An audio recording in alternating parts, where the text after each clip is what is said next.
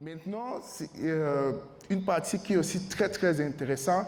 Qui a déjà entendu parler de Trésor Academy? Peu de personnes. Qui n'a jamais entendu parler de Trésor Academy? Ok. Trésor Academy, c'est simple. C'est une plateforme d'éducation, Bitcoin Education and Freedom. Donc, c'est Bitcoin, l'éducation et la liberté. Et c'est une académie que moi-même, je donne cours au Cameroun depuis près de 3 ans. Et j'ai eu l'opportunité à être invité à Prague, en République tchèque, récemment. Et j'étais au siège de cette entreprise et ils étaient très fiers du travail qu'on fait en Afrique. Pourquoi? Parce que l'Afrique représente pour eux l'une des marchés la plus importants parce que l'Afrique a besoin du Bitcoin plus que tous les continents. Et Trésor, c'est l'entreprise qui a créé le hardware wallet Trésor qui te permet de garder tes bitcoins offline, en ligne. Et Trésor Academy a été créé par Trésor pour éduquer des personnes sur le bitcoin. Et chaque académie permet à chaque individu qui participe de mieux comprendre qu'est-ce qu'est le bitcoin, l'historique du bitcoin, l'historique de la monnaie, comment utiliser, faire des transferts et comment sécuriser ces bitcoins.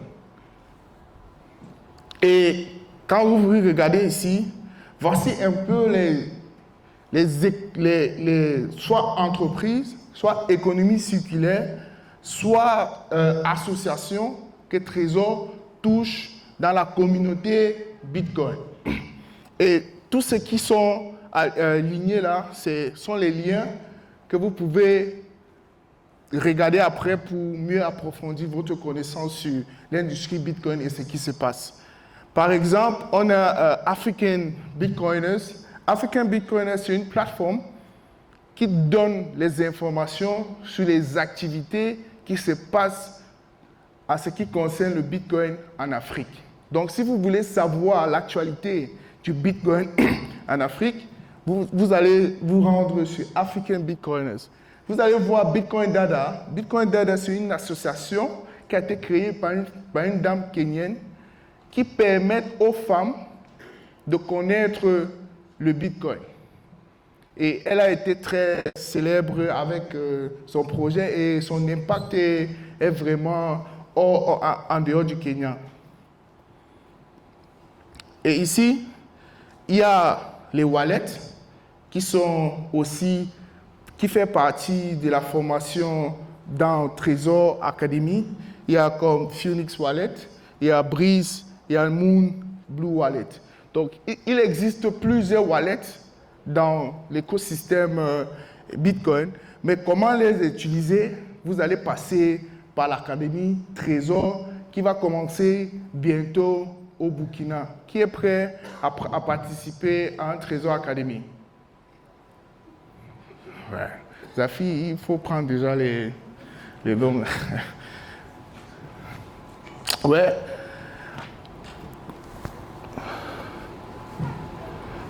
Voilà. Ici, comme je vous ai parlé de African Bitcoiners, voici vraiment l'écosystème Bitcoin en Afrique. Donc, quand on parle d'adoption du Bitcoin en Afrique, on parle des projets qui sont en Afrique, qui fait promouvoir l'adoption du Bitcoin en Afrique. Ça peut être un projet économie circulaire, ça peut être une entreprise, ça peut être un écrivain, ça peut être n'importe quel projet, mais l'objectif, c'est promouvoir le Bitcoin en Afrique. Donc, voici toutes les plateformes. Vous pouvez retrouver toutes ces plateformes sur Twitter ou bien regarder les sites web et regarder les activités qu'ils font pour vous inspirer. Parce que c'est simple. Gideon l'a dit, il faut voler les idées pour amener au Burkina pour que les activités commencent à bouger sur le Bitcoin au Burkina. Je pense que la dernière affiche du African Bitcoiners, on a vu Bitcoin Burkina. Combien de personnes sont abonnées sur Bitcoin Burkina?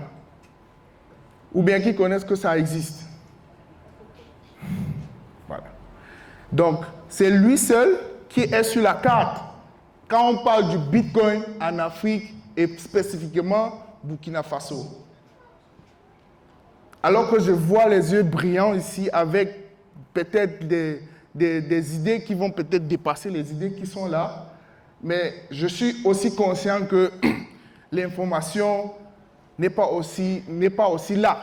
C'est pour ça qu'on organise cette conférence. Et après la pré-conférence aussi, il y a les activités qu'on va mener. Parce que ce qui fait vraiment bouger une communauté, c'est ça. Qui peut commencer une économie circulaire?